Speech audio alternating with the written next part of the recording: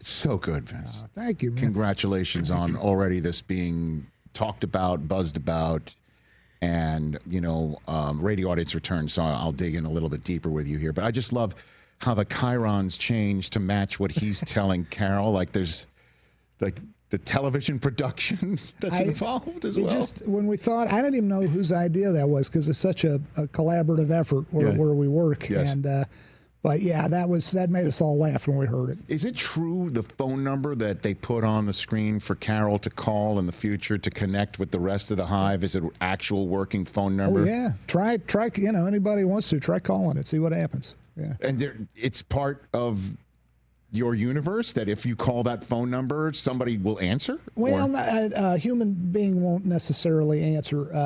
Although, who knows? At some point, that may happen too. It's well, for season 2 already. But I read that you begin to get texts from the hive like you are Carol. Correct? Yeah, exactly.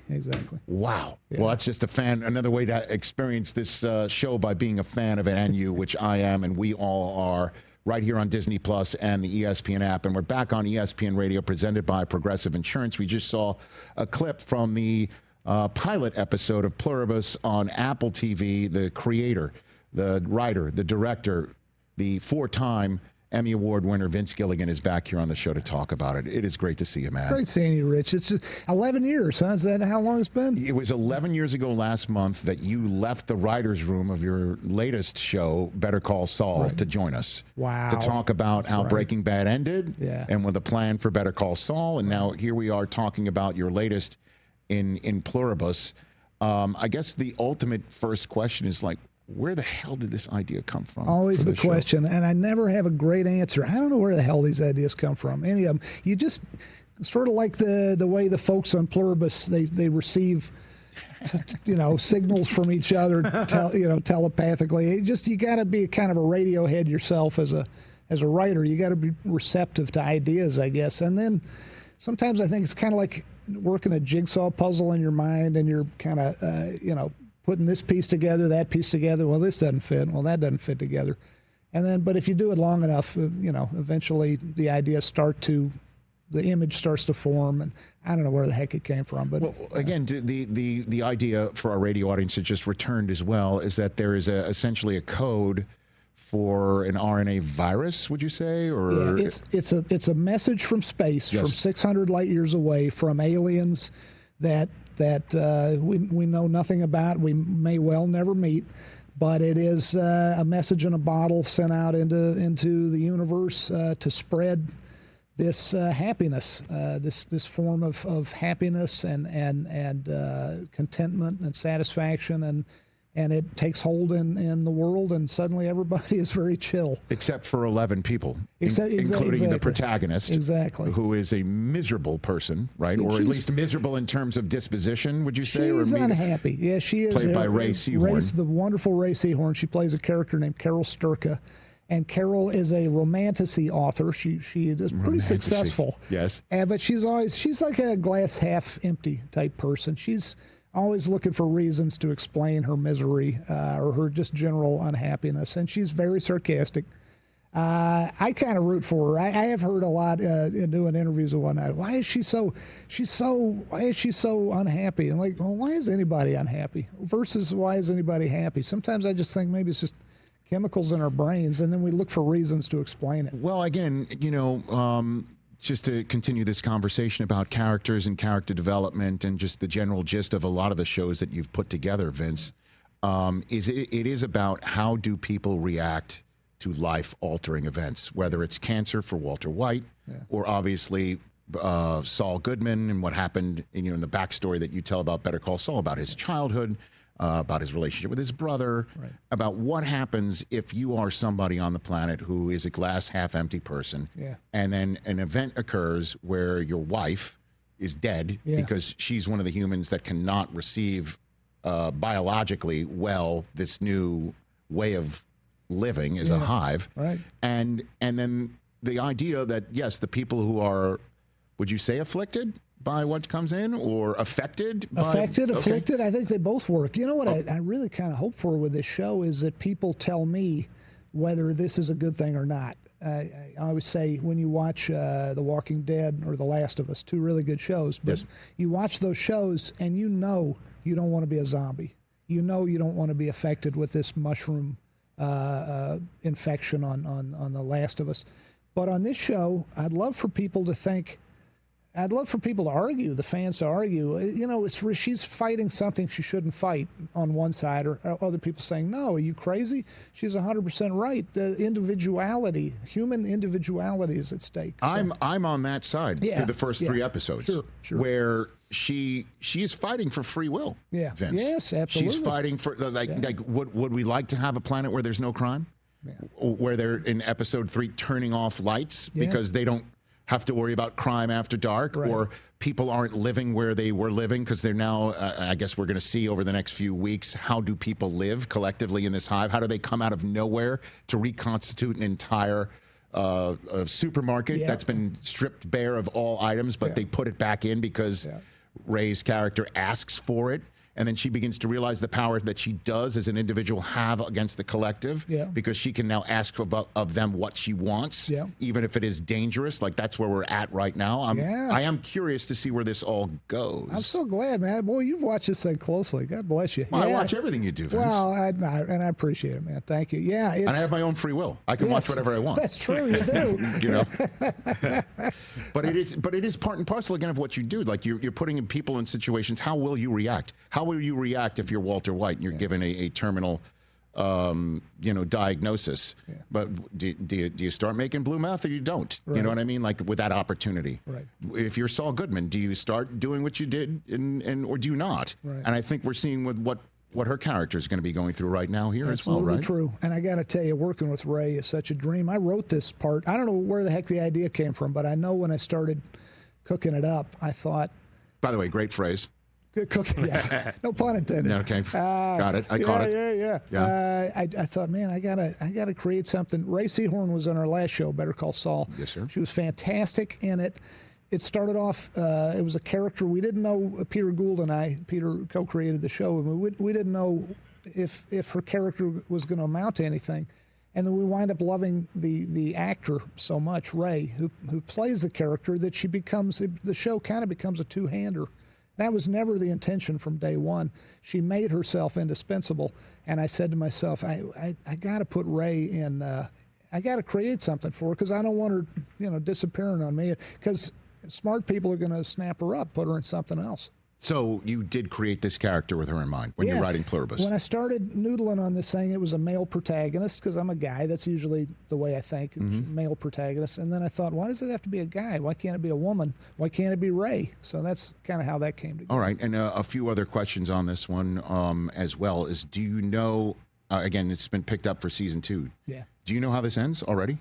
No, where this goes, how it goes? We have, my writers and I, we have some ideas about where it might go, and probably at this point we have more ideas than we did for Breaking Bad and for Better Call Saul. No kidding. Yeah, we do. But the caveat is always, you got to be ready to discard a perfectly good idea for a better idea. So if something better comes along, we'll go a different way. But we've got some ideas of where we think we want to go with it. I mean, it's set in Albuquerque, which is where obviously Better Call Saul and when Breaking Bad were.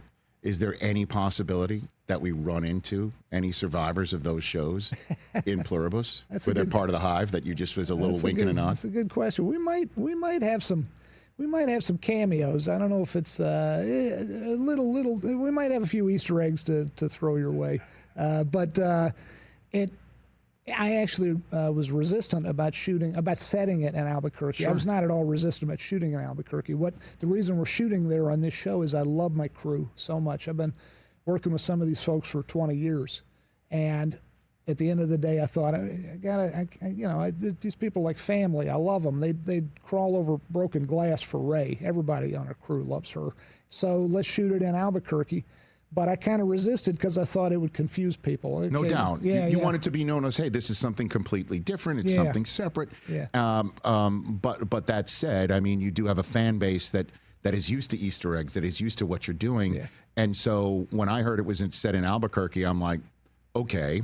But then when I heard it was about, I'm like, well, that's definitely not anything like this. And it's interesting that you would say that you have more ideas for this now, Vince Gilligan here on the Rich Eisen Show, for this Pluribus show than you did at this point for Breaking Bad and Better Call Saul, because those shows had vast numbers of characters who you would follow their pursuits and their storylines and how they would intertwine and how that would blow the minds of some of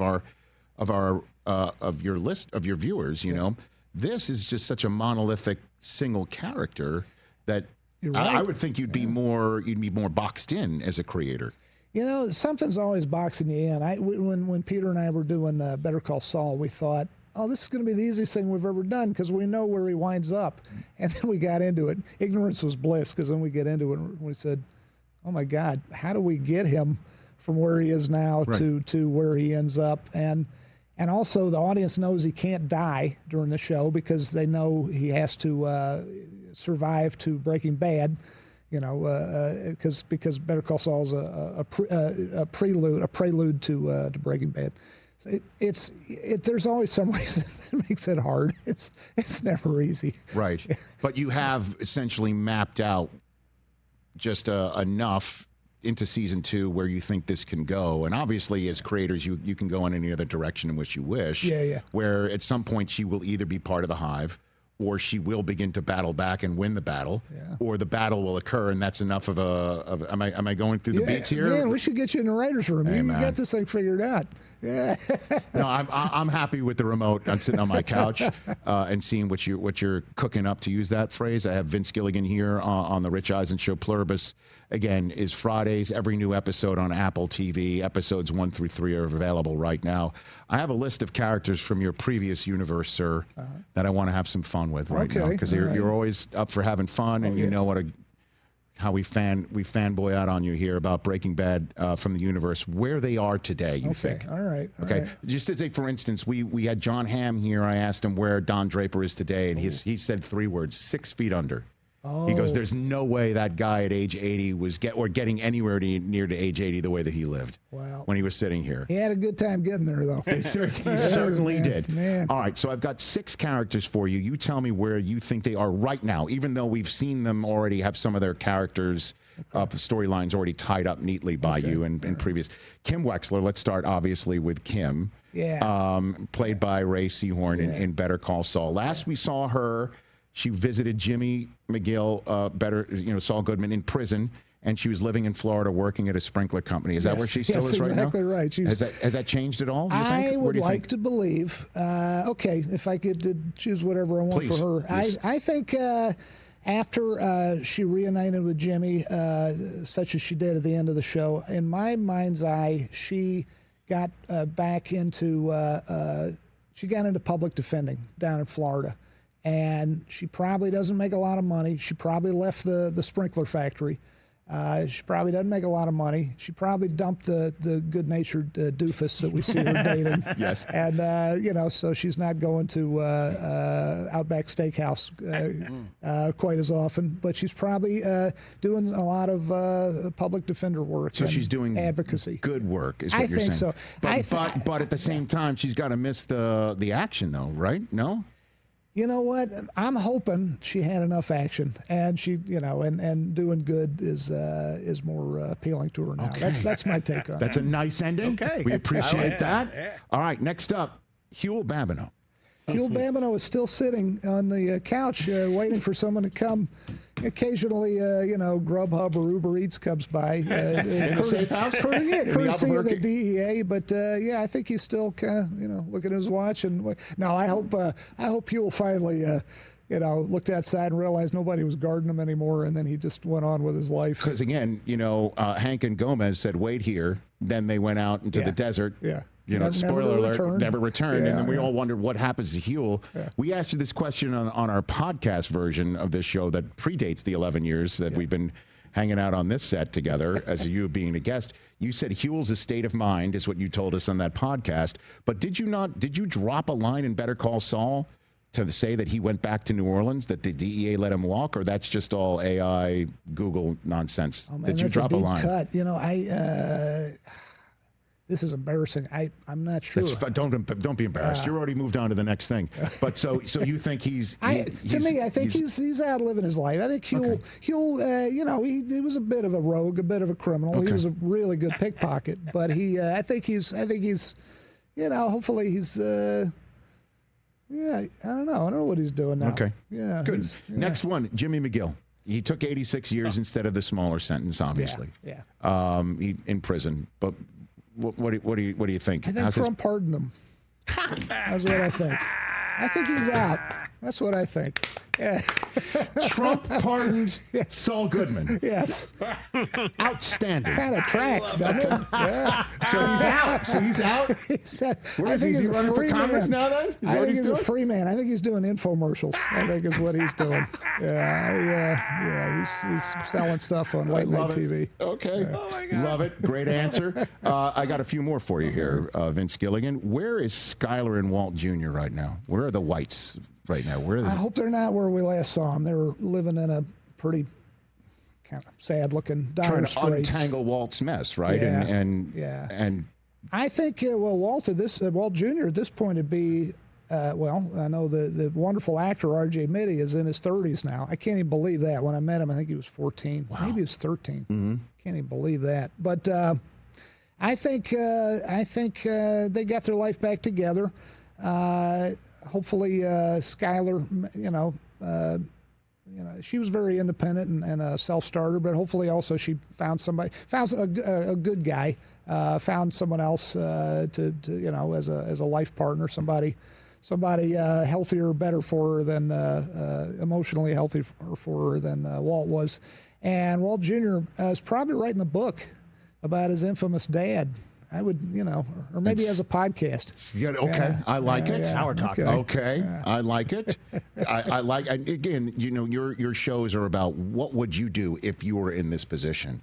And Skyler White's character, where she, to use the phrase from Goodfellas, you weren't just a, babe, cut the babe in the woods routine. You know what I mean? When they got, Henry Hill's wife, right? On the hook, when the authorities are talking to her, she wasn't completely innocent, but her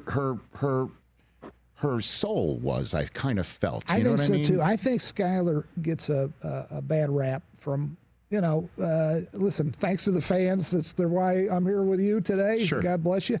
But a lot of fans were kind of down on Skyler, and I never quite understood it because she was, as she says in one episode, my job is to protect this family from the man who protects this family.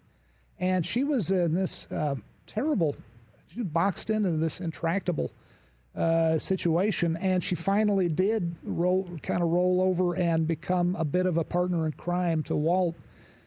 But I don't think she did that out of any kind of greed or desire for money. She's just trying to keep the family intact. And she was scared of what would happen if suddenly the public, if the law enforcement knew what her husband was up to. I feel like she got a raw deal. I feel like what she was doing is kind of the phrase you hear during March Madness college basketball tournament time. She was trying to survive in advance. Every day. Yeah. You know what I mean? She was just trying to get to the next day, not knowing what the hell her husband was up to or doing, suspecting it, but never got a straight answer. Okay, and then the two main protagonists here. Jesse Pinkman, we last saw him driving off into the Alaskan wilderness in El Camino. Yeah. What's he doing in the Alaskan? I hope he's happy. I hope he's living in Alaska. I wonder what he'd be doing. I think he's got some money. I'd like to think he had a little bit of money squirreled away so he doesn't have to take whatever, any job that he could get. Hopefully he's met somebody good. He's trying to put it behind him. Yeah, what would you do up in Alaska? He talked about being a bush pilot at some point in early Breaking Bad. Okay. So maybe he got his pilot's license. Maybe he's flying a de Havilland Beaver around, taking rich guys up to hunting camps or something. They hop on his plane and he makes vacations happier. Is what you're saying. Here's hoping.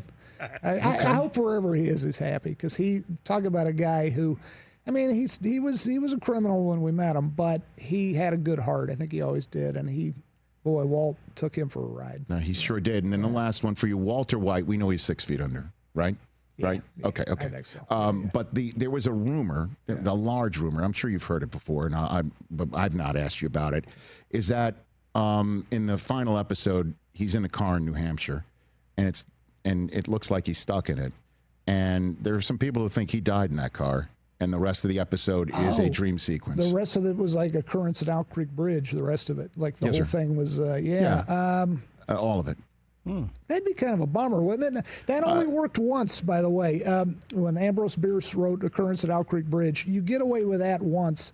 Every time it's been done since, the audience at the end feels like they got ripped off. Like, what? It was all a dream? It's like, Right. So that would be a bummer, I think, if that were the case. So, but that was not the way in which you wrote it and, no. intended it and put it out there for everyone to see. No, I think he died on the floor of that Nazi super lab, having said goodbye to his precious, left his bloody handprint on the cook tank. I think what you saw is what you got. But you know what? Again, audience, you make these things and then you give them to the world, and you hope that people like them. And once they're out in the world, it belongs to the world. It doesn't belong to me anymore. Well, and then in that respect, just to come full circle, you're keen to see which, if you will, side that viewers of Pluribus land on. Yeah. The free will, understand that the way we were born and the way we currently live on planet Earth is not perfect, but at least it's ours to choose. Yeah. And then there's another way of doing it, which is we're all connected as one. Yeah. There is no crime. We're all mostly happy as our default, and that's the better way to live. Or maybe it's somewhere in the middle. Again, I want the audience to decide for themselves, but I like the idea of presenting a possibility of a happier world. I mean, we live in a pretty messed up world right now, and it's just people just at each other's throats all the time. And the weird thing is everybody's at each other's throats virtually with these social media and people screaming at each other in a way that they would not do face to face because they'd worry about getting smacked. And if people could get face to face more, I think there'd be less anger. And one just point blank question for you about your intentions and what you're creating in this world. There are some people who think that this is an allegory, the way that this is one hive mentality, that things aren't really real, but it's all too real in the way that it's affecting the human race, that this is an allegory for artificial intelligence. Is it? A lot of people have asked me that, and I like that interpretation of it. It's strictly speaking, I came up with this idea about almost 10 years ago, and this was prior to the advent of ChatGPT. Okay. So, I just have to put that out there, but I hate AI. I hate what's called AI because there's no intelligence to it. It's just a really clever algorithm that finishes sentences for us in a way that makes us realize, if you really think about it, we're pretty predictable. Our language is pretty predictable, and all that kind of stuff. This is a better mousetrap in terms of predictive technology, but it is, if it winds up getting truly smart, it certainly will change the world. And in the meantime, it seems like it's putting people out of jobs, and it's, has the potential to make kids knuckleheads, because they let this thing do their homework for them instead of doing it themselves. And yeah, I'm not big on AI, but to be strictly, accurate about it, I didn't have that axe to grind. If I had come up with this thing a couple years later, I might have said, "Oh yeah, this is an allegory about AI." Well, that's what I love about you, man. You're what you create is so deep. People can read into it what they will, and ascribe it to you, and you have a humility about you where you're not like, "Oh, absolutely, I thought of that." Where you're able to sit back and go, "You know what? That's pretty cool. It's pretty cool that you think that about what I do." And I love you, man. Thanks for coming in. Right back at you, Rich. Vince Gilligan here on the Rich Eisen Show. Come back anytime. Obviously, as this series matriculates, I'll have more questions. I'm looking forward to our 20th anniversary. I want to come back on the day 9 years from now. We got to figure that out. That's right. Fantastic. Everybody, check out Pluribus on Apple TV. The 4th episode hits Friday. Hey, you made it all the way to the end. Thanks for that. Check us out every single day streaming live on Disney Plus and the ESPN app 12 to 3 Eastern.